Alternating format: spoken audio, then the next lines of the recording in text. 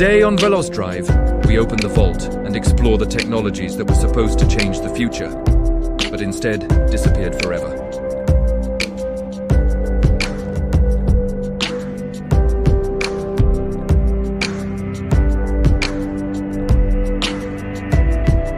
Mazda pushed this engine harder than anyone, giving us icons like the RX-7 and RX-8. It was smooth, powerful, and totally unique. But three fatal flaws killed the dream.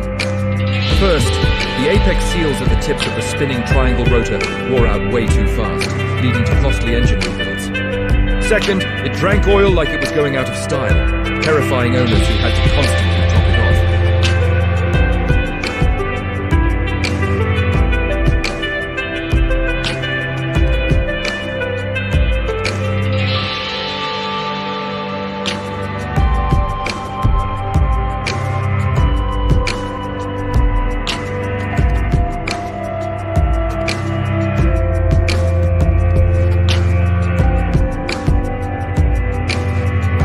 A regular manual gearbox and bolted on robotic actuators to handle the clutch and shifting for you. In reality, it was slow, jerky, and predictable only in how unpredictable it felt.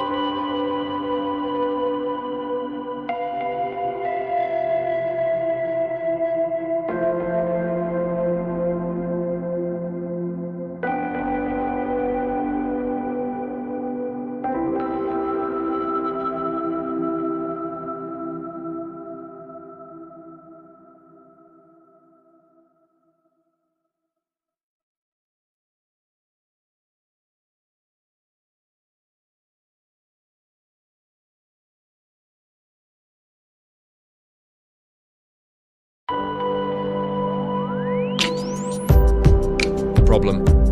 It added a ton of complexity and cost, and most drivers just said, "This feels weird." The sensation of the rear end stepping out slightly, even when controlled, was unsettling.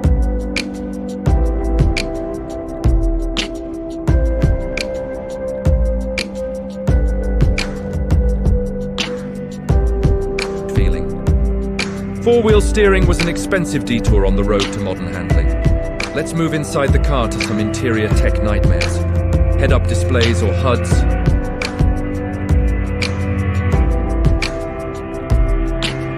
Early HUDs in the 90s were way ahead of their time, but the technology just wasn't ready. They projected a dim, blurry, green digital readout onto the windshield that was barely visible on a sunny day.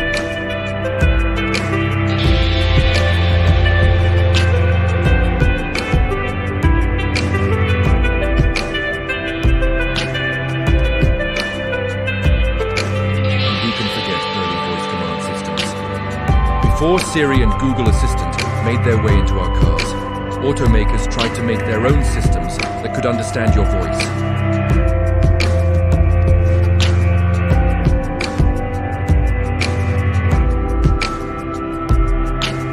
These systems had tiny internal dictionaries and almost no real processing power.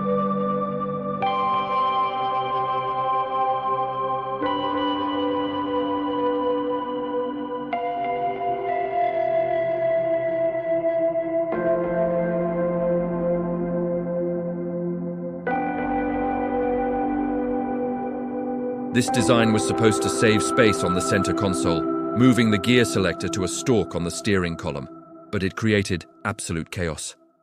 Drivers, used to that stalk being for their windshield wipers or turn signals, were constantly confusing it for the shifter. There were countless reports of people accidentally knocking their car into neutral at a stoplight, or, even worse, into reverse when they meant to signal a turn. It felt cheap, unsafe, and completely unintuitive. It was a classic case of a solution in search of a problem.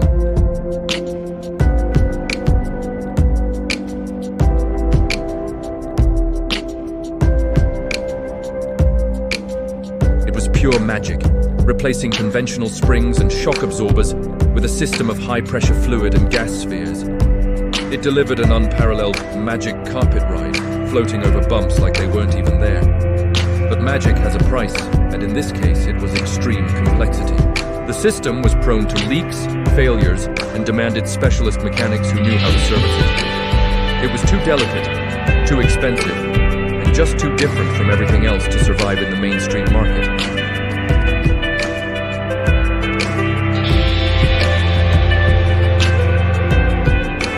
These were designed to trap and burn off harmful soot from diesel exhaust, making them cleaner.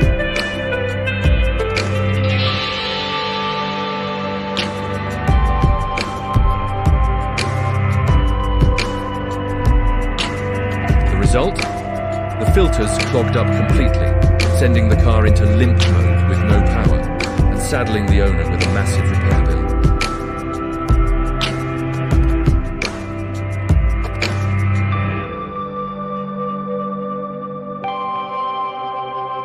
Let's talk about safety ideas that backfired.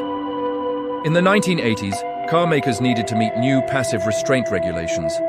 Their answer was the automatic motorized seatbelt. You'd get in, close the door, and a motorized track would slide the shoulder belt into place.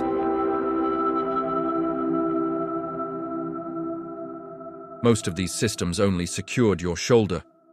You still had to manually buckle a separate lap belt to be safe. They were slow, noisy, often broke, and ultimately didn't even offer full protection. As soon as airbags became standard, these annoying motorized belts disappeared for good. Finally, we pour one out for a legend: pop-up headlights.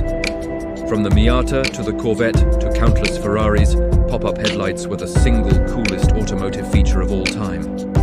They gave cars a sleek, aerodynamic profile during the day and a dramatic, aggressive look at night. But they were totally doomed.